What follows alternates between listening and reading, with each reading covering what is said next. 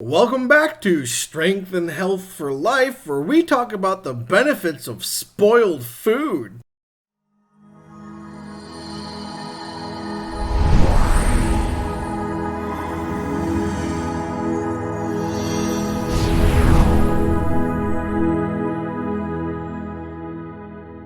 Hello! Welcome to day 104 of our wellness journey together. Before we begin, we ask that you smash that like button down below, subscribe to this channel, click the notification bell to receive all alerts, and watch the video all the way through. Also, if there are any topics you'd like to see in this channel, please leave your suggestions in the comment section below.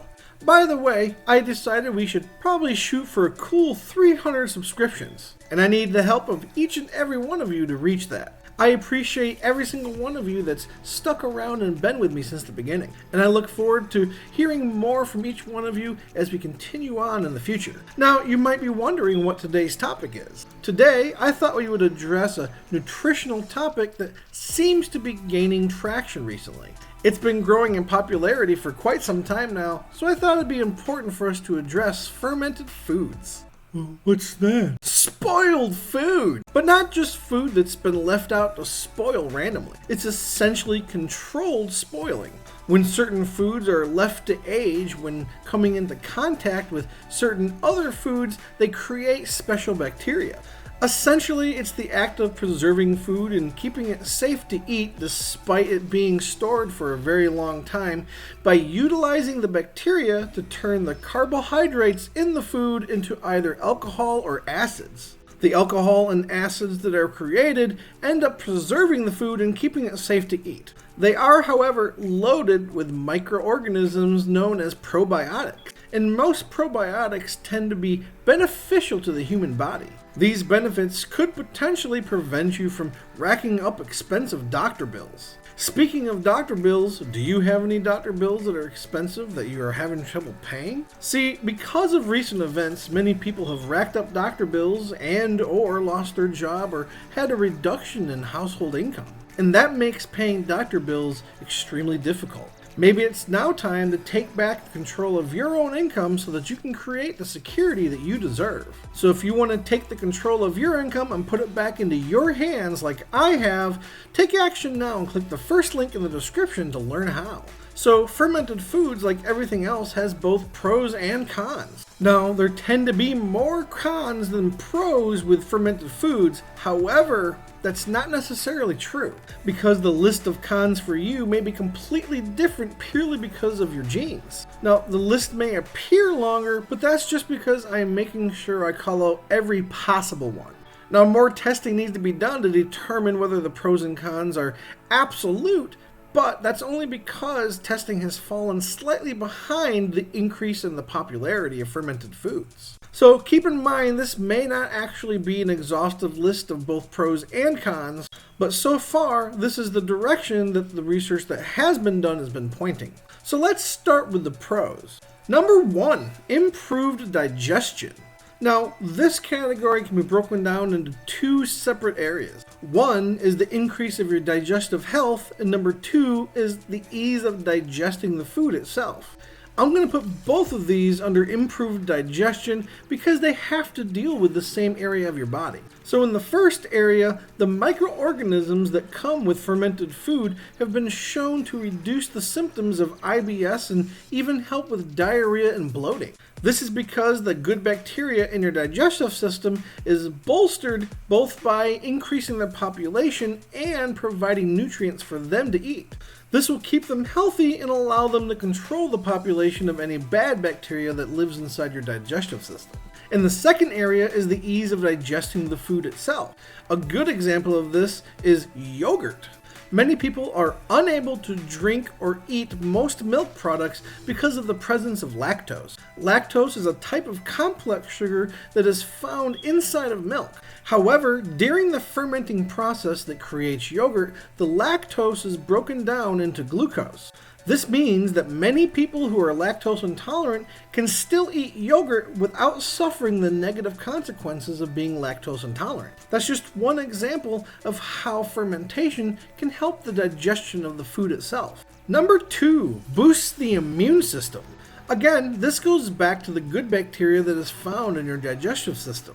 Your digestive system, particularly your intestines, are extremely important to your overall immune system. Cultivating and keeping the good bacteria in your digestive system alive and happy will help your body fight off any infections or diseases, and it can even prevent some diseases altogether. Number 3, possible weight loss. Now, this is one of the areas that does need a lot more research to determine whether this is 100% true or not. But some of the research out there has linked a couple of the strains of probiotics to weight loss and reduced belly fat.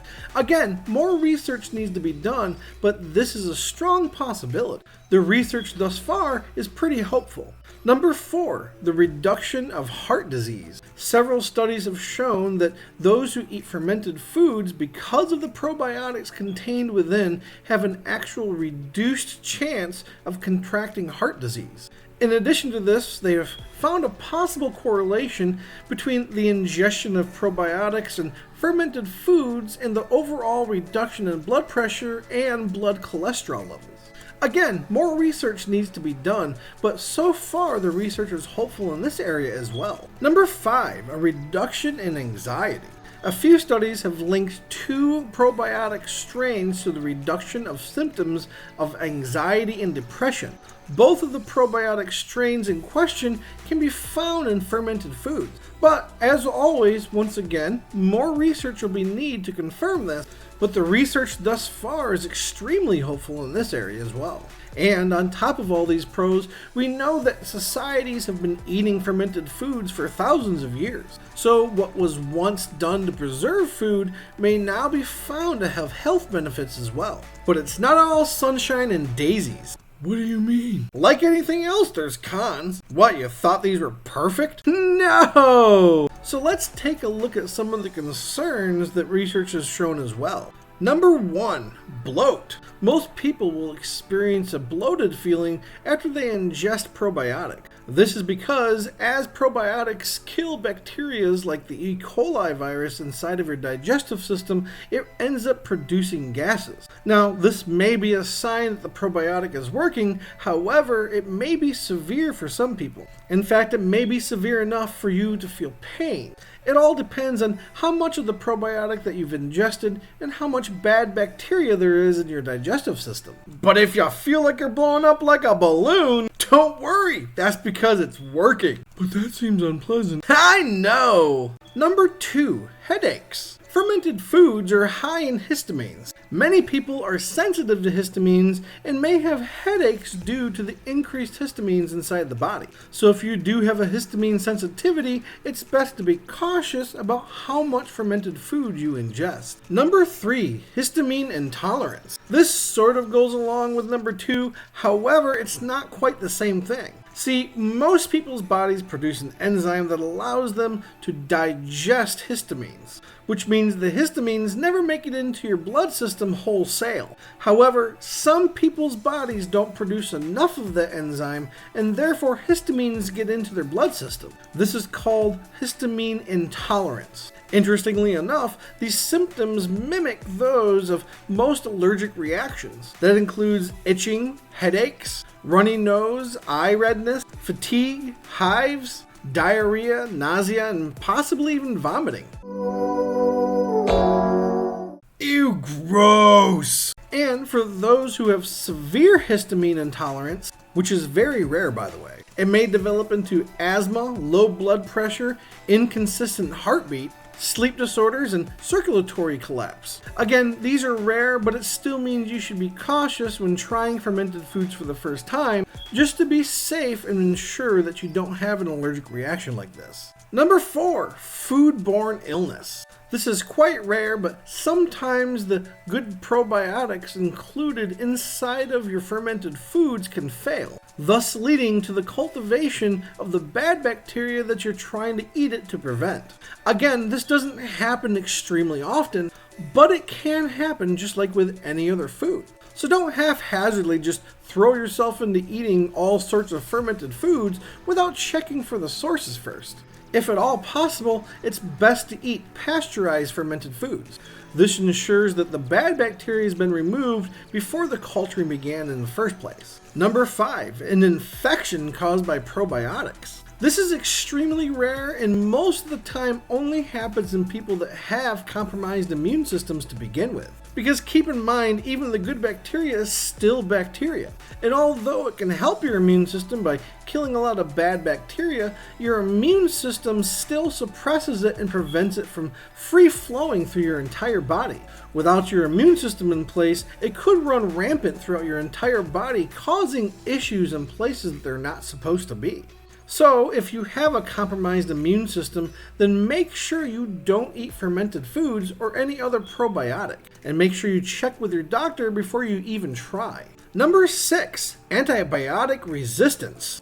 Time to get a little extra scientific in here. Like many other kinds of bacteria, probiotics are developing antibiotic resistant properties. Now, you're probably thinking, how could this possibly be a bad thing? You don't want antibiotics killing the good bacteria, right?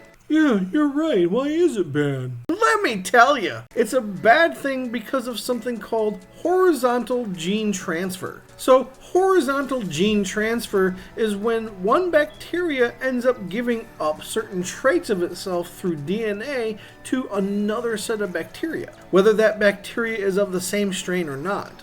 In short, this means that the good bacteria in your body that may be antibiotic resistant could transfer the antibiotic resistance trait to something, say, streptococcus, which is one of the bad bacteria that can cause illness in your body. And that particular bacteria affects your lungs, not your intestines. Oh no! However, it's important to say that this is not the most common way that a bacteria becomes antibiotic resistant. Oh, thank God. See, most bacteria is set up in such a way that foreign DNA is destroyed. This is because most foreign DNA strands are harmful to the organism. And although antibiotic resistance is helpful to the bacteria and therefore increases the chance that it'll be kept, it still has a high chance of being completely destroyed.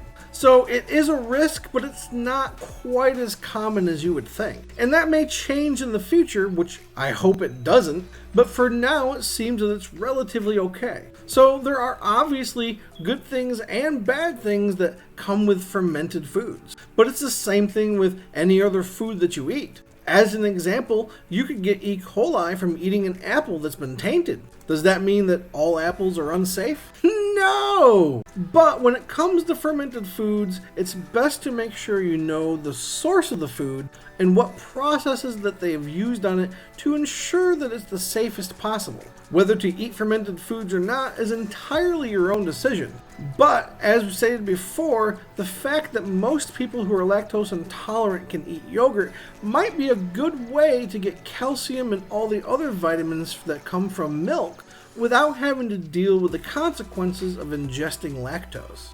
Just food for thought. Again, I just want to make sure that you're the most successful possible in all of your endeavors. And the best way to ensure success, whether it be financial or weight loss or even in relationships, is to have someone to talk to hold you accountable and keep you motivated and to give you emotional support. So if you're looking for a weight loss community to help keep you motivated and accountable, or maybe you just want someone to be there for you along your weight loss journey, then please follow us on Facebook and join our Facebook group. Those links are near the bottom of the description. With all that said, stay safe, stay healthy, stay hydrated, and I'll see you in the next video.